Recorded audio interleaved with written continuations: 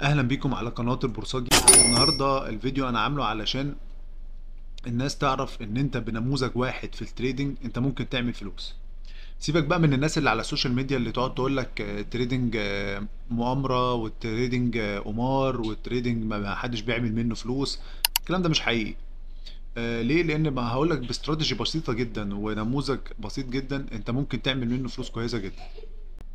طيب انا بديك استراتيجي، كل اللي بطلبه منك انك تروح على الشارت بتاعك واعمل لها باك تيست. يعني ايه تعمل لها باك تيست؟ يعني تشوفها شغاله قبل كده ولا لا. يعني ترجع بالشارت كده لورا شويه، تقعد ترجع وتشوف الاستراتيجي اللي انا بقول لك عليها دي موجوده فعلا وبتحصل في الاوقات اللي انا بقول لك عليها ولا لا. ولما بتحصل انت بتشوف الستبس اللي انا بقولها في الاستراتيجي دي بتحصل ولا ما بتحصلش. ده ابسط رد. وخلي بالك يعني انا بدي برضو المعلومات دي فور فري. يعني انا بقولكش بقى اشترك في الكورس بتاعي ولا خش في قناة السيجنالز بتاعتي والكلام اللي انتوا بتقعدوا تسمعوه على السوشيال ميديا دول، عشان كل اللي بيقولوا كده اعرف ان هو مش ناجح في التريدينج. اللي ناجح بجد في التريدينج مش محتاج يعمل كل ده. دي فيديوهات فور فري، وبقول لك ما تصدقهاش. يعني خد اللي انا بقوله ده في الفيديو ده وروح اعمل له باك تيست. لقيته فعلا موجود اوكي، ما لقيتوش موجود ما تعملش حاجه. سيب القناه، يعني ما تشتركش. ببساطه شديده يعني. يعني انا مش عارف الناس معقده الامور ليه. الموضوع سهل وبسيط. انا بقول لك في استراتيجي اهي دي بتعمل فلوس بكل بساطه. والله انت بقى ارجع شوف الكلام اللي انا بقوله ده صح ولا غلط. لقيته صح الحمد لله، اديك ممكن ربنا يفتح لك عينك كده وتعرف تعمل مصدر رزق تاني جنب شغلك، او حتى لو مع جنب البيزنس بتاعك. الكلام ده مش صح، انسبسكرايب على طول من غير كلام يعني. فاعتقد ان الموضوع مش محتاج بقى ان احنا نقعد نرد على بعض في كومنتات، واصل انت مش عارف ايه والكلام اللي ملوش لازمه ده، والكلام اللي ما ياكلش عيش زي ما بيقولوا كده. الاستراتيجي اللي انا هكلمك فيها النهارده سهله وبسيطه ومش محتاج انك تعقد الامور خالص. انا فاتح الشارت على الناسداك على الفور اورز. عايز اوريك استراتيجي فعلا ممكن تفرق معاك في كاريرك كتريدر. الاستراتيجي بكل بساطه ان انت لما تلاقي على الفور اور او على الوان اور او حتى على الدي، لما تلاقي هيوج او ديسبليسمنت قوي كده زي ما انتم شايفين السعر كده في حاله نزول قويه جدا، وكسر لي ماركت ستراكشر زي ما انتم شايفين في الحته دي كده، ده كده كسره ماركت ستراكشر. السعر هنا عمل لي حاجتين مهمين جدا. واحد، هنا في اوردر بلوك اللي انتوا شايفينه ده اوردر بلوك. اتنين، عمل لي فير فاليو جاب قويه جدا. فير فاليو جاب من هنا لهنا. شايفين الفير فاليو جاب قد ايه؟ طيب انا عايز اقول ايه في الاستراتيجي.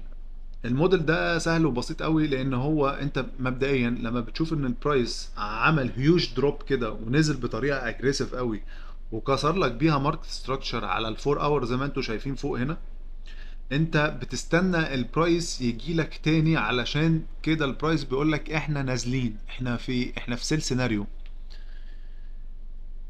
الناس بتتلخبط قوي في الحته دي، لان خلي بالك هي النازله دي لو النازله دي ما كسرش بيها ماركت ستراكشر يبقى احنا مش سيل سيناريو. اهم حاجه في النازله القويه دي ان هو يكسر لك ماركت ستراكشر. يعني ايه يكسر لك ماركت ستراكشر؟ يعني يكسر لك سوينجايه زي دي اسمها سوينج في التريدنج. لما يكسرها لك وينزل تحت كده، انت عينك على واحد على الفير فاليو جاب دي، شوف الفير فاليو جاب قد ايه، واوردر بلوك. تمام. الفير فاليو جاب والاوردر بلوك دي احسن سيت اب ممكن تخش بيه. ليه؟ لان البرايس دايما بيحب يطلع. يعني البرايس في الفير فاليو جاب حاجتين بيحصلوا: يا اما ببرايس في نص الفير فاليو جاب في المنطقه دي تبقى ممكن دخله كويسه، وممكن يطلع لغايه ما يلمس الاوردر بلوك. وهنا تبقى انت داخل دخلتك متاكد ان هي هتبقى احتماليه كبيره ان هو يبقى في حاله نزول وينزل يعمل لك هانت للناس اللي حاطه الستوب لوس سواء هنا او هنا. طيب خلينا ناخد كده الموديول بكل واحده واحده كده وبكل بساطه. لقيت البرايس نزل لك النزله دي وكسر لك ماركت ستراكشر، ما بتعملش اي حاجه، بتصمت اقف لغايه ما تشوف البرايس تاني ناوي يرجع للفير فاليو جاب دي. عندك منطقتين مهمين جدا: نص الفير فاليو جاب والاوردر بلوك. آه طب الناس تسالني ليه ما اخشش من هنا وانا مش عارفني هو هيطلع الاوردر بلوك ولا لا. هقول لك ليه. هبص على الفور اورز. بص لما البرايس طلع تاني على الفير فاليو جاب، بص عدى نص الفير فاليو جاب. طالما عدى نص الفير فاليو جاب يبقى الاحتماليه الاكبر ان هو يخبط في الاوردر بلوك او الاوردر بلوك. شايفين الدخله عامله ازاي؟ يعني بسيطه جدا وسهله جدا ان اي حد ممكن يسبوتت على اي شارت، حتى ناسداك او يو اس سات او فوركس او وات ايفر. ليه بقى؟ لان البرايس لما جه عمل البرايسنج هنا اداني انديكيشن ان انا لا، انا لسه عايز اطلع تاني، لان الشمعه دي قفلت فوق النص. طالما قفلت فوق النص يبقى لسه في حته تاني البرايس عايز يطلع لها تاني. طيب انا اعمل ايه بقى؟ انت تعمل ايه؟ انك تستنى الاوردر، تعمل كده يعني خط عند الاوردر بلوك، تشوف اول ما البرايس لمس الاوردر بلوك، شوف الاجريسيف رياكشن ان هو نزل على طول.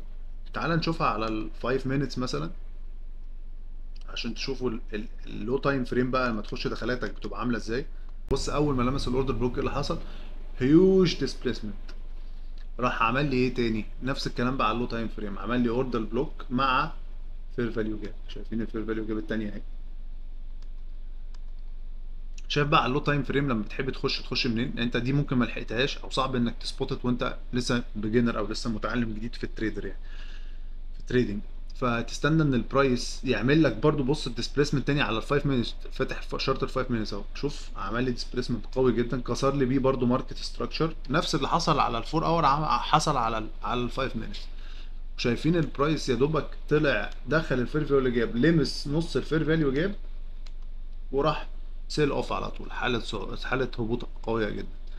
فانت عندك دي الدخله الاولانيه، طبعا دي الدخله اللي انت مستنيها اصلا من الاول، بس عشان تتاكد يبقى عندك مور كونفirmation ومتاكد ان انت داخل التريده دي ما تعكسش عليك، يبقى انت بتستنى على اللو تايم فريم على 5 مينتس. بص النازله برضو نازله شديده جدا، تستنى ايه؟ تستنى يطلع عند النص الفير فاليو جاب.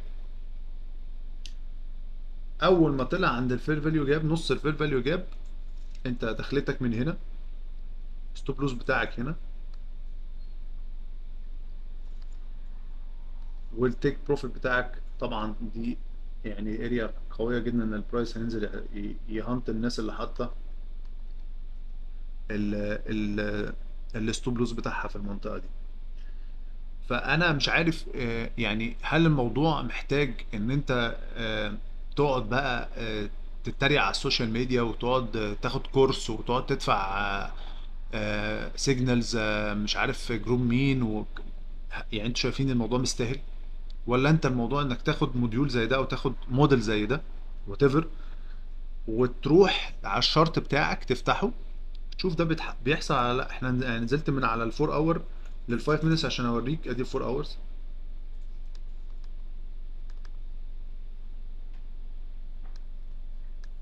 عشان اوريك قد ايه الاستراتيجي مش محتاجه انك تعقد نفسك.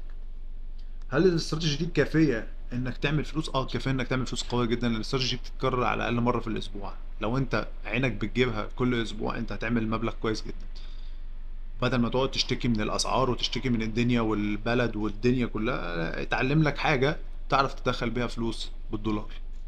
اعتقد ان رسالتي واضحه وصريحه، اللي محتاج اي حاجه يكتب لي في التعليقات. بشكركم والى اللقاء.